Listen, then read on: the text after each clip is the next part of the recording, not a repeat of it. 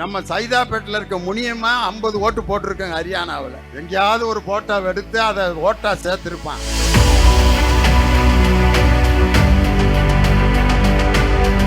ஒரு குடும்பத்து அட்ரஸ்ல ஒரு அப்பாவுக்கு 122 பிள்ளைய ஓட்டு போட்டிருக்கான். எங்க? பீகார்ல. எப்படித்தான் அந்த மனுஷன் பெத்தாரோ.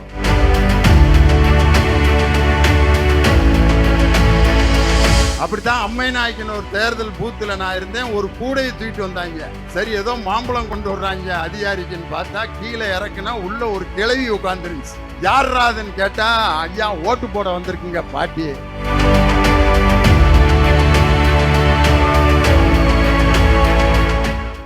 இன்னைக்கு ஒன்றிய பிரதமர் பல அஸ்திரங்களை எடுத்துட்டு வர்றார். தமிழ்நாட்டை எப்படியாவது கைப்பற்றி விட வேண்டும்னு. அதுல முதல் அஸ்திரம் என்னன்னா, நமது மாண்புமிகு தமிழக முதல்வர் அவர்கள் பீகார் தேர்தல் பிரச்சாரத்தில் ஒரு பேரணியில போய் பேசினார். அவர் பேசியதை மொழிபெயர்த்து சொன்னது காங்கிரஸ் பேர் இயக்கத்தினுடைய ஒரு அருமையான சகோதரர். அந்த பேச்சினுடைய வலிமையை பார்த்துவிட்டு பீகார் மக்களும் தமிழர்களும் ஒன்று சேர்ந்து தமிழர்களுடைய பாதிப்பு பீகாரிலே வந்து பீகாரில் இந்தியா கூட்டணி வெற்றி பெறக்கூடாது என்பதற்காக ஒவ்வொரு மாநிலத்திலும் ஒரு வேடத்தை போடுகின்ற ஒன்றிய பிரதமர் நரேந்திர மோடி நம்ம தமிழ்நாட்டுக்கு வந்தா திருக்குறள் பேசுவார். அக்ரா முதலா எழுத்தெல்லாம் ஆதி பகுபான் முதுற்றே உலுகு அப்படிம்பார். நம்ம என்ன நினைப்போம், ஐயா திருக்குறள்லாம் பேசுறாரா, தமிழ் மக்களை நேசிக்கிறாரா. இதுல ஆங்கிலத்தில் சொல்வார், I like Tamil people and Tamil language அப்படின்னு. கோயம்புத்தூர்ல மருதமலை முருகனுக்கு அரகரா அப்படின்னாரு. கோயம்புத்தூர்ல முருகனுக்கு அரகரா. அயோத்தியில அங்க பாத்தீங்கன்னா ராமனை பத்தி. ஒரிசாவில் போய் பார்த்தீங்கன்னா ஸ்ரீ ரங்கநாதர் ஜி அவரை கும்பிடுவார். ஒரிசாவில் தமிழனுடைய கை ஓங்க போகிறது என்பதை தெரிந்து கொண்டு ஒரிசாவில் இருக்கக்கூடிய பூரி ரங்கநாதருடைய ஆலயத்தின் சாவி தமிழ்நாட்டில் இருக்கின்ற ஒரு புருடா விட்டார். இப்ப என்ன சொல்றாருன்னா,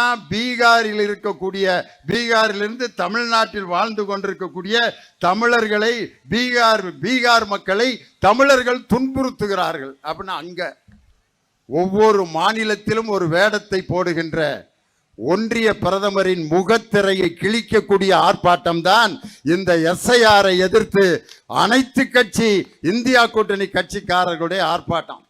நம்ம ஐயா களி பூங்குன்றனார் சொன்னது மாதிரி ஒரு குடும்பத்து அட்ரஸ்ல ஒரு அப்பாவுக்கு 122 பிள்ளைய ஓட்டு போட்டிருக்கான். எங்க? பீகார்ல. எப்படித்தான் அந்த மனுஷன் பெத்தாரோ. உண்மையிலே அந்த 122 பிள்ளைகளும் ஓட்டு போட்டிருக்காங்க பாருங்க. மாட்டுக்கொட்டாய் அட்ரஸ்ல 420 பேர் வாக்காளர்கள். இதையெல்லாம் பவர் பாயிண்ட் பிரசன்டேஷன் போல ஒரு விஞ்ஞானி எப்படி தன் கண்டுபிடிப்பை அறிவியல் பூர்வமாக மெய்ப்பிப்பாரோ அதுபோல ஸ்மார்ட் போர்டு வைத்து அறிவியல் பூர்வமாக மெய்ப்பித்த தலைவர் தான் இந்தியாவுடைய எதிர்க்கட்சி தலைவர் அருமை சகோதரர் ராகுல் காந்தி. இந்த தேர்தல் ஆணையத்துக்கிட்ட போய் சொன்ன உடனே அதே மாதிரி பவர் பாயிண்ட் பிரசன்டேஷன்ல தேர்தல் ஆணையத்தினுடைய ஒரு அதிகாரி வந்து இப்படி 75 லட்சம் வாக்காளர்கள் போலி வாக்காளர்கள் இல்லை அப்படின்னு நிரூபிச்சு காட்டியிருக்கணும்ல.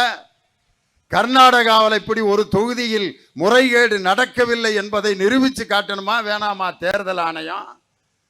இன்னைக்கு ஹரியானால பிரேசில் நாட்டினுடைய மாடல் அழகி 40 இடத்துல ஓட்டு போட்டிருக்கு.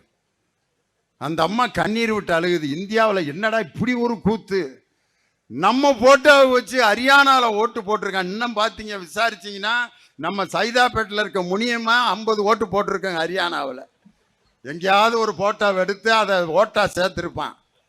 நாங்கள்லாம் வாத்தியாராக இருக்கவங்களை என்னைக்காவது ஒரு நாள் தான் அதிகாரி ஆக்குவாங்க.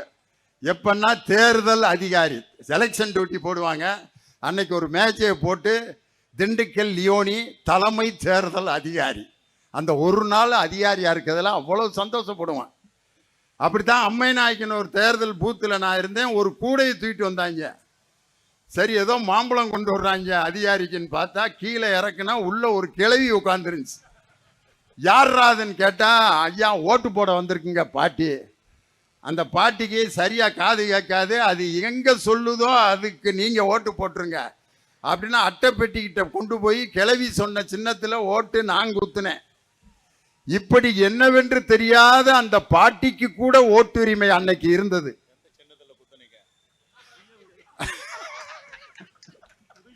அந்த பாட்டி உதயசூரியனுக்கு தான் போட சொன்னுச்சு, அதை இங்க சொல்லக்கூடாது.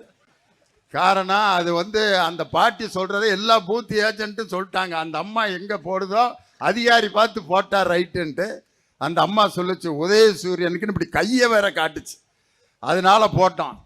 பாருங்க செல்வ பெருந்தகை எவ்வளவு சயின்டிபிக்கா கேட்கிறாரு பாருங்க, யாருக்கு ஓட்டு போட்டுச்சுன்னு சொல்லுங்க.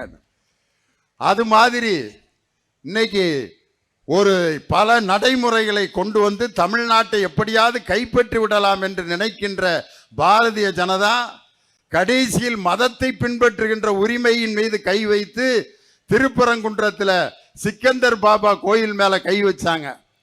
முருகன் மாநாடு நடத்தி பார்த்தாங்க. அடுத்த நாள் திருப்பரங்குன்றத்தில் ஊர்வலம் எப்படி வந்துச்சுன்னா, நாரே தக்பீர் அல்லாஹு அக்பர் கந்தனுக்கு அரோகரா ரெண்டையும் சேர்ந்து கோஷம் போட்டுக்கிட்டு வர்றதை பார்த்துட்டு நம்ம பாச்சா இனிமே பழிக்காதரான்ட்டு.